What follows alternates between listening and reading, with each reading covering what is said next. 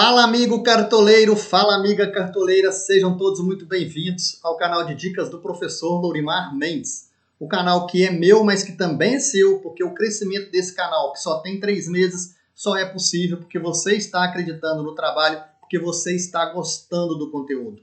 Então, se você gosta do conteúdo, se você quer ajudar no crescimento do meu trabalho, já vai aproveitando aí, deixando o like, compartilhando, fazendo a inscrição para o canal crescer. O canal é um canal simples, eu não tenho muita tecnologia, mas a gente vai melhorar essa tecnologia à medida que o canal for crescendo. E esse crescimento depende de você acreditar que o trabalho aqui é simples, é honesto, mas é feito com dedicação para ajudar todos os cartoleiros. Eu jogo cartola desde 2006 e é essa experiência que eu estou tentando passar aqui para vocês. Esse aqui é o time principal do professor, o Fox Velox FC, que você está vendo aqui na tela. Na rodada 37, o Fox Velox FC fez 58 pontos. Não fomos tão bem como na rodada 35, né? Na rodada 36 nós fizemos 58 pontos. Na rodada 35 a gente tinha sido melhor. Mas vamos lá para a escalação dessa rodada 37. Está vendo aqui que o Gabigol já não aparece. Eu gosto sempre, antes da escalação, vir aqui nas ligas anuais nacional, né? E na Liga Nacional buscar a nossa pontuação aqui, que ajuda a dar credibilidade ao canal. Então, a competição nacional, o time do professor, que é o Fox Velox FC, aparece aqui, olha aqui, nós temos 2.613 pontos e ocupamos a posição 1.207. Caímos um pouquinho, a gente na rodada passada ocupava a posição 1.098, essa rodada a gente teve alguns problemas e estamos na posição 1.207, mas ainda estamos no top 1000, o que é muito bom. Vamos embora então para a escalação. Esse aqui é o time da rodada passada. Vamos vender todo o time para poder escalar. E antes da escalação, vamos fazer aquela análise básica da rodada, que é o que nós vamos propor aqui nesse vídeo. Uma análise da rodada e um esboço do time principal do professor. Então, os jogos começam no sábado. No sábado, às 18h30, nós temos Coritiba, já rebaixado, contra o Ceará. O Ceará deve tentar fazer um jogo bom, vai buscar fazer um jogo bom, já que perdeu dentro de casa, porque o Ceará, ele é um time que ainda precisa de pontuar, buscando aí uma Sul-Americana, disputa a Sul-Americana com o Atlético Goianiense. O Ceará, nesse momento, ele tem 46 pontos, o Atlético Goianiense também tem 46, e para que o Ceará se mantenha na Sul-Americana, ele precisa de ficar à frente do Atlético Goianiense, por isso acreditamos muito nos jogadores do Ceará. Então você tem boas peças ali, a principal todo mundo já sabe que é o Vina, que é o cara que bate o pênalti, tem um pênalti a favor, então muito interessante aí colocar jogadores do Ceará, até pensar numa base do Ceará para um tiro curto. Esse próximo jogo aqui, Bahia e Fortaleza, vai ser um jogo truncado na minha avaliação. O Fortaleza tem 41 pontos e 10 vitórias, mas eu não acredito que o Fortaleza caia. O Fortaleza está ali disputando com o Sport ali, com Bahia e com Vasco. Quem é que vai herdar essas duas últimas vagas aí para o rebaixamento? Mas o Fortaleza, com um empatezinho, ele vai a 42 pontos. O Sport também tem 42, só que o Sport tem 12 vitórias. Estou olhando aqui nas minhas anotações, tá, gente? Então, Atlético Goianiense está em 13º, tem 46 pontos. O Sport tem 42, mas tem 12 vitórias. Acredito que o Sport já esteja livre. E o Fortaleza tem 41, vai querer um pontinho aqui para ficar livre. E com um pontinho, aí o Bahia não alcança mais o Fortaleza. Acredito que isso vai ser o proposto aqui pelo Fortaleza, que deve ficar atrás esperando o Bahia atacar. Então, esse jogo é muito difícil de prognóstico. Outro jogo complicado, porque envolve líder e vice-líder. No caso de uma vitória do Inter, o Inter é campeão, Flamengo e Internacional. Flamengo continua tendo peças boas ali no meio campo, né? Tanto o Everton Ribeiro como o Arrascaeta, que sempre está trazendo aí para a gente pontuações positivas. No ataque, a gente tem que esperar um pouquinho. O Gabigol ainda é dúvida, né, no momento de hoje. Então, vamos ver com quem o Flamengo vai contar ali na frente. Se o Bruno Henrique vai jogar, se Pedro vai jogar, quem é que vai jogar, se o próprio Gabigol joga. E aqui, no Internacional, você tem peças como o Galhardo, que voltando é o cara do pênalti, pode ser uma peça interessante, fora da curva. Não está, inclusive, entre os mais escalados nesse momento. Se a gente buscar pelos melhores ataques, Flamengo tem 65 gols, Internacional tem 60, Atlético Mineiro 59 e São Paulo é o quarto melhor ataque com 56. Pensando nesse ponto de vista, né, dos melhores ataques, tanto de Inter como de Flamengo, é um jogo que tem possibilidade de ter gols dos dois lados, né, 1-1, um 2-1 para um lado ou para o outro. É um prognóstico desse jogo aí. Próximo jogo aqui, Corinthians e Vasco. Acho muito viável apostar em jogadores da defesa do Corinthians, né? Na defesa do Corinthians, acho viável apostar, porque o Corinthians, nesse momento, ele tem um jogo a menos que ele vai cumprir agora, deixa eu ver aqui nas minhas anotações, ele enfrenta o Santos, né, em um jogo atrasado agora. Nesse momento, a pontuação é a seguinte, o Grêmio tem 56, o Atlético Paranaense 50, o Santos 50, o Corinthians 49 e o Bragantino 49. Esses times todos têm objetivos ainda no campeonato de brigar pela Libertadores, nem que seja para a fase, não para a fase de grupos, mas para aquela fase de mata-mata lá. Então, nesse sentido, vai depender muito do que vai acontecer no jogo do Corinthians e do Santos no meio de semana, mas o Corinthians vai querer ganhar do Vasco para, de certa forma, tentar garantir uma Libertadores. O Vasco, como vocês estão vendo aqui, 5 jogos sem ganhar, 3 derrotas seguidas. O Vasco, nessas 3 derrotas, tomou 7 gols, então o Corinthians é um bom time para apostar em um lateral ofensivo como o Wagner, por exemplo, né, o Fagner, ou como o próprio Fábio Santos, que é o batedor de pênalti, ou alguém do ataque ali que se movimenta mais, um Mosquito, são boas opções. Do lado do Vasco, talvez o goleiro do Vasco seja uma opção interessante, porque o Corinthians deve atacar nesse jogo. Próximo jogo é Sport e Atlético. O Sport tem 42 pontos, mas tem 12 vitórias. Não acredito que o Sport caia. O Sport já deve estar se mantendo aí na Série A com a pontuação que ele tem. E o Sport não consegue alcançar o Atlético Goianiense na minha análise. O Atlético Goianiense tem 46, são 4 pontos de diferença.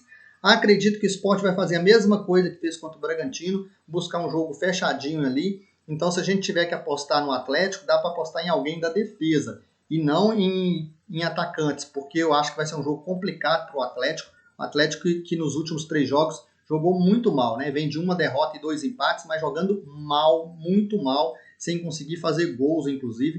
Então, assim, 2 jogos sem fazer gols é preocupante.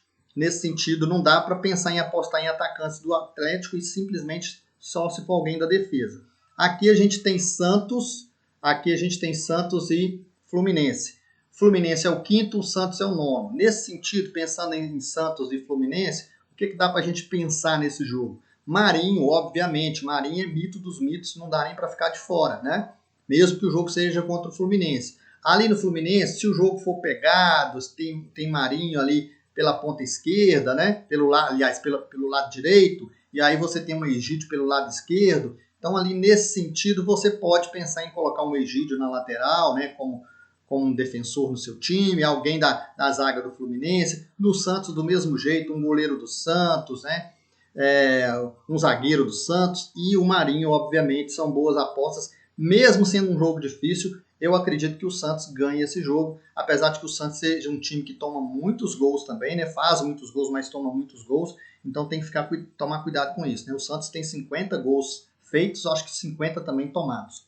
Bom, e o Fluminense precisa de ganhar, porque logo atrás dele vem o São Paulo, né? Vem outros times que estão tentando brigar aí por posição na Libertadores, e o São Paulo tem um jogo a menos. Nesse sentido, se o São Paulo ganha esse jogo, até o Atlético está ameaçado. Inclusive o Atlético, se quiser ir para a fase de grupos da Libertadores direto, o Atlético vai ter que ganhar esse jogo do Sport. Não, o Atlético corre risco de não ficar na fase de grupo. Talvez por isso valesse a pena apostar em alguém do Atlético, porque o Atlético vai ter que ir para cima. Mas a gente viu o jogo do Sport contra o Bragantino ontem e viu que o time joga fechadinho. Este jogo aqui, Grêmio e Atlético Paranaense. O Atlético Paranaense está jogando livre, não quer mais nada com o campeonato, mas não perde a 5 jogos. Então é um jogo complicado para o Grêmio. O Grêmio precisa de ganhar porque é o 7º colocado.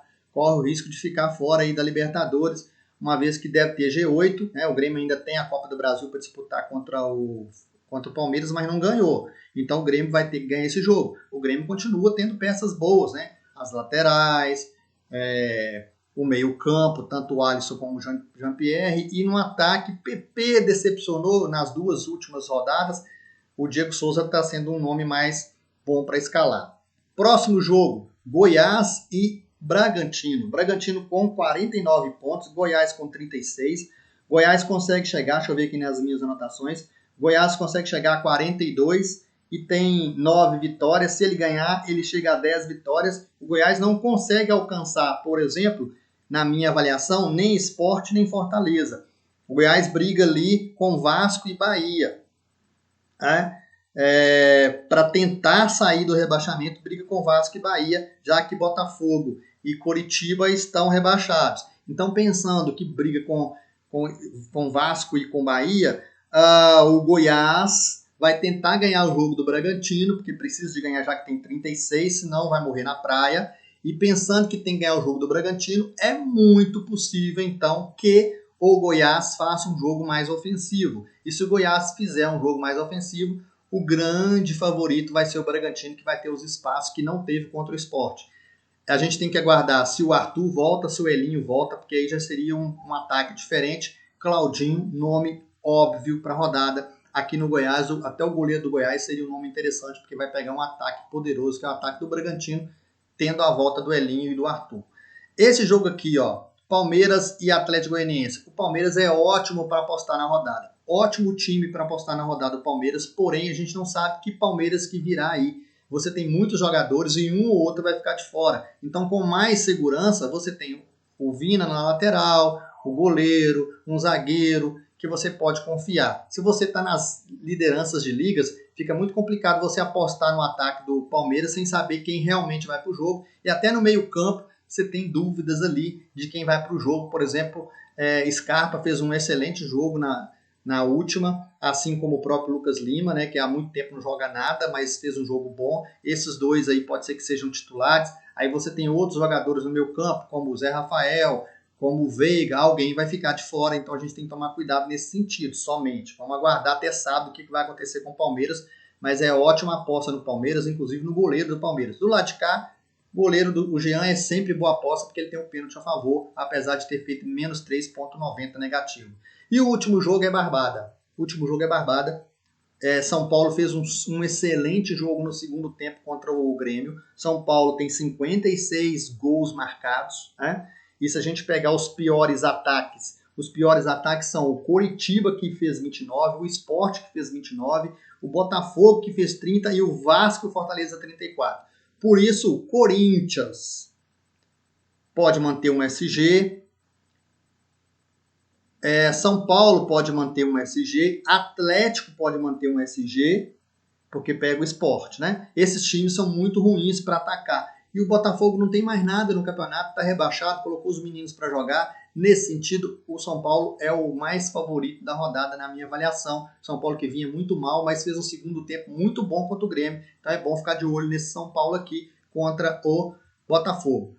Palmeiras é o segundo jogo mais favorito, mas a gente tem essa questão de não saber com quem pode contar no time do Palmeiras. Para mim é o segundo jogo mais favorito. O primeiro é o São Paulo, o segundo é o Palmeiras. Bragantino viria ali como o terceiro time mais favorito da rodada, porque pega um Goiás que precisa de atacar. Jogo Fluminense e Santos é equilibrado, mas o Marinho pode fazer a diferença. O Atlético tem um pequeno favoritismo contra o Sport, mas o Atlético também não consegue vencer defesas fechadas. O Corinthians tem um favoritismo em cima do Vasco. O Vasco parece que os jogadores não querem nem jogar mais, estão com má vontade, então o Corinthians é favorito. Então, nesse sentido, se a gente voltar aqui, ó, o primeiro favorito é o São Paulo, o segundo é o Palmeiras, o terceiro é o Bragantino, na ordem, né? Terceiro é o Bragantino, o quarto é o Corinthians. Esses são os 4 jogos mais favoritos da rodada para mim, e o quinto seria o Ceará, porque o Coritiba está rebaixado e o Ceará tem objetivos. Então vamos agora para a escalação? Vamos embora. Escalação, esboço do time principal do professor. Aqui no ataque não tem como fugir de Marinho, né? Nem precisa de falar porquê. Claudinho, que não foi muito bem na última, mas é uma ótima opção como segundo atacante. E Luciano, que eu acredito que seja unanimidade, seja o nome mais escalado da rodada. Luciano, que tem nas duas últimas 11,80 e na última 9,10, 15 gols no campeonato, uma assistência, 25 finalizações. Se ele tem 15 gols, ele briga com Marinho, Claudinho e Galhardo pela artilharia do campeonato. Esses 3 têm 17 gols e o Luciano tem 15. Então o Luciano ainda tem esse ponto a favor dele. Então acredito muito no Luciano nessa rodada. No meio campo, a gente vai colocar Arrascaeta, porque vem numa consistência de pontuação boas, né? Se as cartoletas não derem para o Arrascaeta, eu sugiro uma alternativa ao Everton Ribeiro. Vamos ver se as minhas cartoletas também vão ser suficientes. Claro que o Vina é ótima opção, porque é o cara do pênalti, pega aí o time do Coritiba que está mal, né, que já está rebaixado. O Vina sempre com pontuações positivas, teve algumas aí que ele pontuou baixo, mas continuou sendo positivo, é um segundo nome. E Orra decepcionou por 2 vezes seguidas, mas é um nome interessante para a rodada. Jean-Pierre com certeza é um nome interessante. Otero pela bola parada é um nome interessante contra o Vasco. Everton Ribeiro do mesmo jeito. Raul, porque você tem sempre 4, 5 pontinhos ali para garantir, então é um nome que dá para pensar. Zé Rafael, Rafael Veiga, são 2 meias do Palmeiras que é favorito na rodada, então esses 2 meias são bons para a rodada.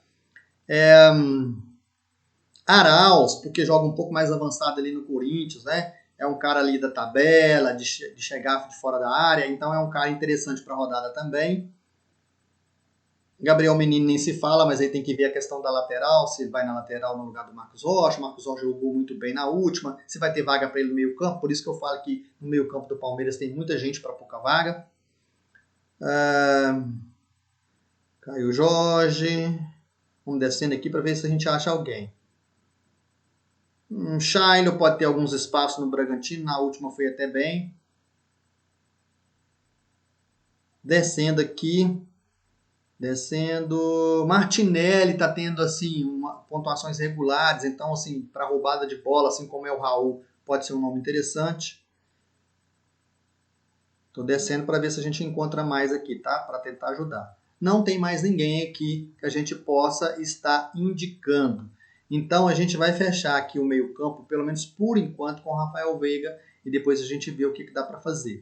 Bom, na defesa, nas laterais, Arana deve ser muito bem escalado na rodada, né? Porque é um lateral que tem 4 gols no campeonato, 7 assistências, geralmente não negativa. Ele tem uma pontuação negativa de 0,30 aqui na 32ª, mas a gente está vendo o gráfico aqui desde a 25ª, 11 rodadas sem negativar.